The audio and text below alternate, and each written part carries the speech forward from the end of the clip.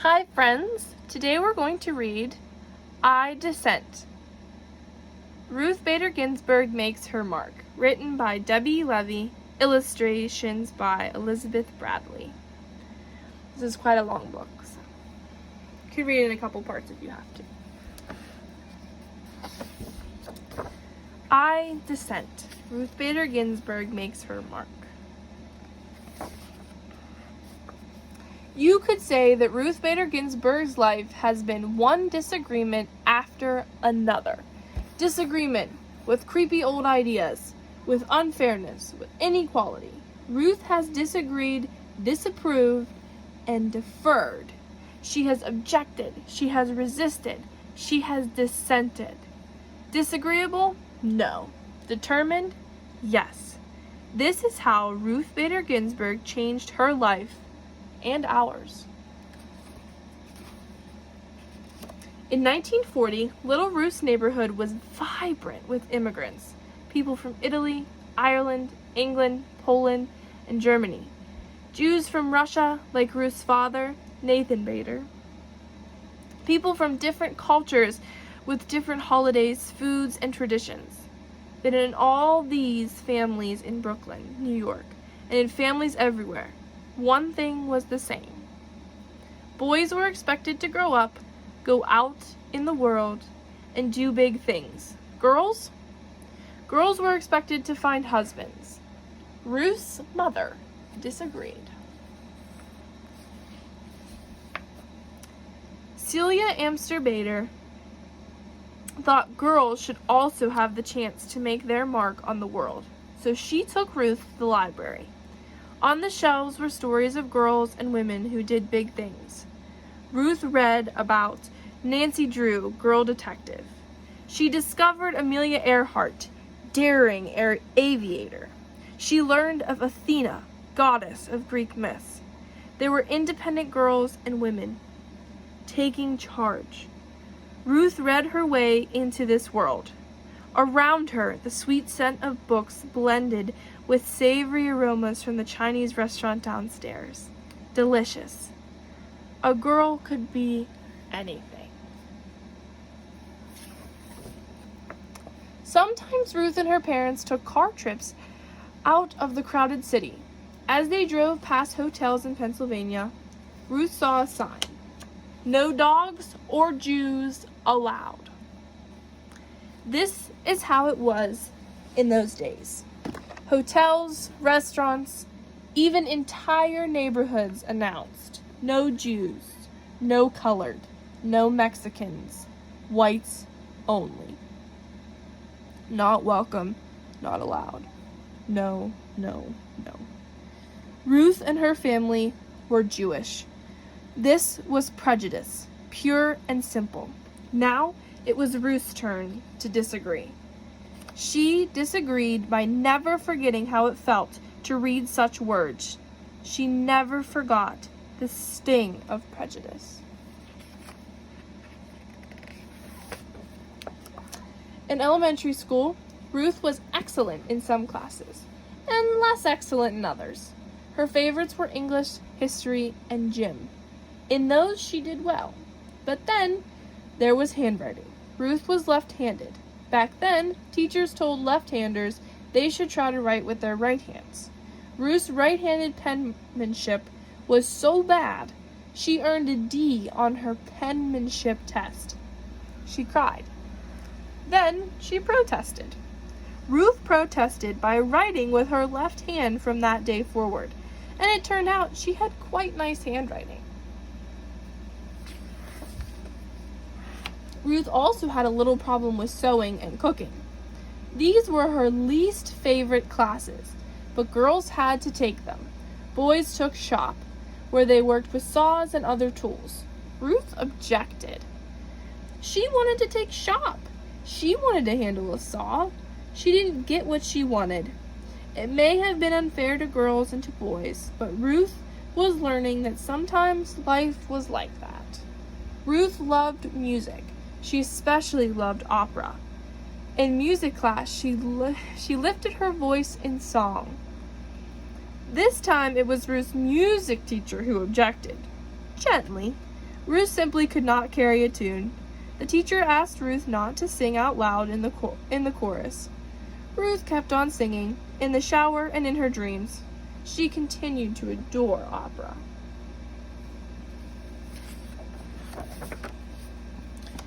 By the time Ruth was in high school, friends and teachers knew her as an outstanding student, baton twirler, cello player, and newspaper editor. As graduation approached, Ruth was chosen to make a speech at the ceremony, but she had been keeping a big secret. Her mother was terribly sick.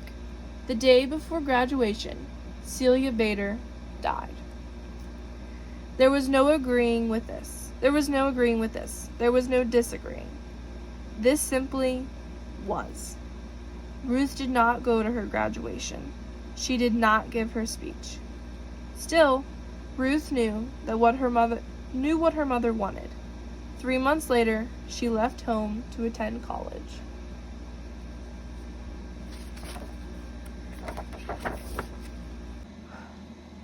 Not many girls went to college in the 1950s. Ruth made friends, but she also met girls who excluded Jews from their clubs. She met boys who thought girls should be looking for husbands, and then she met Martin Ginsburg. Marty was tall and funny. Ruth was small and serious. Marty could make her laugh. They fell in love and hatched a plan. After college, they would go to law school. Both of them, lawyers, Ruth had learned, could fight unfairness and prejudice in courts. People thought it was a fine idea for Marty to attend law school. They didn't think that Ruth should go. A lady lawyer? People disapproved. Ruth disapproved right back. So did Marty. They got married, they went to law school, and they had a baby, Jane. Ruth's law school class had a total of 9 women and 500 men. She studied mightily and tied for first place in the class. And yet, at graduation time, no one would hire this brilliant new lawyer. Why not? She was a woman. Men didn't want to work with women. She was a mother. Men thought a mother wouldn't pay attention to work. She was Jewish. Many people were still prejudiced. 3 strikes against her, but Ruth was not out. She resisted and persisted. Finally, a judge hired her, and she worked like mad for him. After that, one law school hired her, and then another. Ruth became one of the few female law professors in the whole country, and she did it with a new baby at home, James.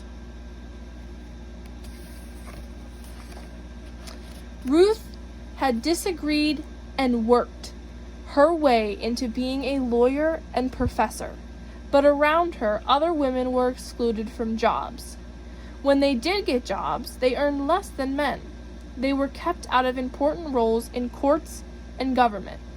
To make matters worse, the Supreme Court of the United States, the highest court in the land, approved all this. As one Supreme Court justice had written years before, the natural and proper timidity and delicacy which belongs to the female sex evidently unfits it for many of the occupations of civil life. In other words, women and girls were too shy and weak to do big things in the world. Another Supreme Court opinion declared, women has always been dependent upon man. Ruth really disagreed with this. So Ruth went to court to fight for equal treatment of women. The most important cases went to the Supreme Court. The first time she appeared there, Ruth was so nervous she feared she might be sick. But standing before the 9 Supreme Court justices, Ruth imagined them as her students. She, Professor Ginsburg, needed to teach these students, who were all men, why a person's choices shouldn't be limited just because she was born a girl. Ruth wasn't only fighting for women. When women were excluded from the work world, men were excluded from home life. Why shouldn't a father stay home to take care of his children and cook the meals? Why shouldn't his wife run a business? These were fresh ideas in the 1970s. Ruth did not win every case, but she won enough. With every victory, women and men and girls and boys enjoyed a little more equality.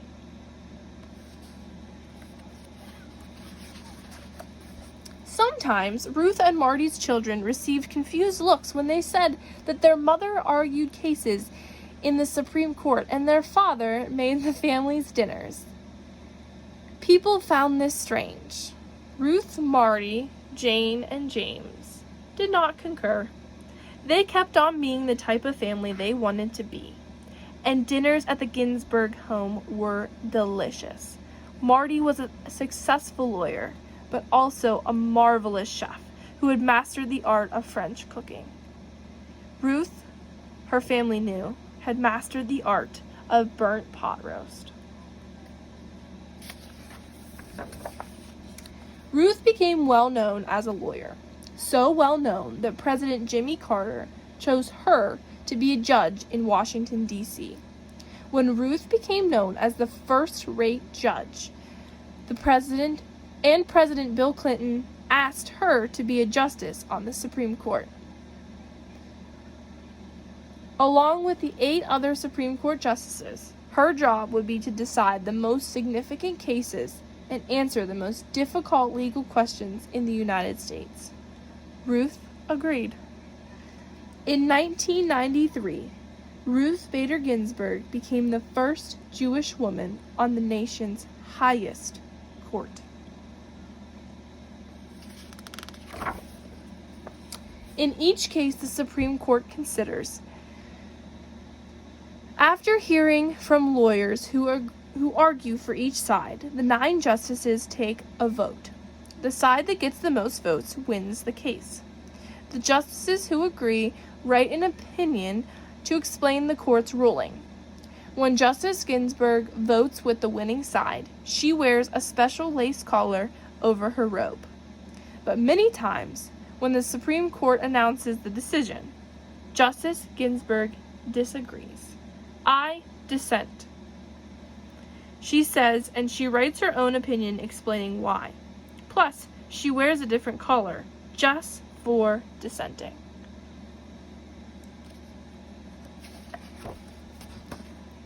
I dissent, Justice Ginsburg said when the court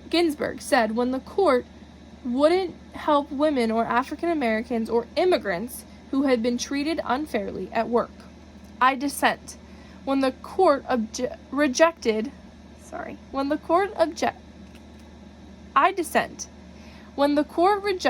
a law meant to protect the right of all citizens to vote, no matter their skin color. I dissent when the court said no to schools that offered African Americans a better chance to go to college. Justice Ginsburg can be very convincing. In one dissent, she explained why the court was wrong to rule against women workers who were fighting to get paid the same as men. Congress and the president agreed with her and passed a law to undo the court's ruling.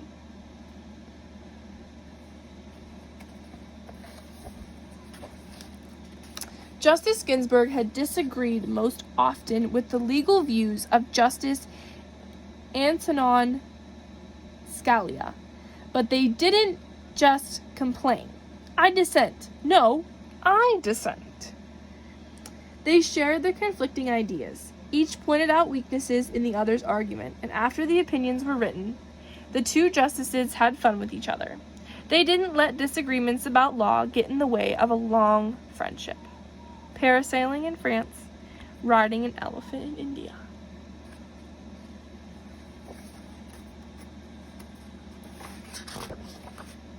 Justice Ginsburg is now the oldest member of the Supreme Court. Some people have said she should quit because of her age. Justice Ginsburg begs to differ. She works as hard as ever. She exercises in the gym. She never misses a day in court. She attends the opera, gives speeches, and travels. Many have cheered Justice Ginsburg for her persistence and independence. They've called her a rock star, a queen, a goddess, a hero. Of course, Ruth Bader Ginsburg isn't a rock star, a queen, or a goddess, but to many, she is a hero. She made change happen, and she changed minds. She cleared a path for people to follow in her footsteps. Girls in college, women in law school, and everyone who wants to be treated without prejudice. Her voice may not carry a tune, but it sings out for equality step by step. She has made a difference, one disagreement after another. Ruth Bader Ginsburg actually died in 2020. But she did make a huge difference.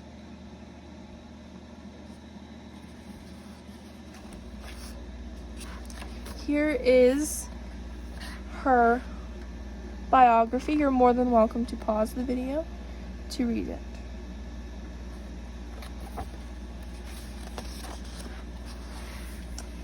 Thank you, friends. I hope that you learned about Ruth Bader Ginsburg. She was an amazing woman, and we have a lot to thank her for.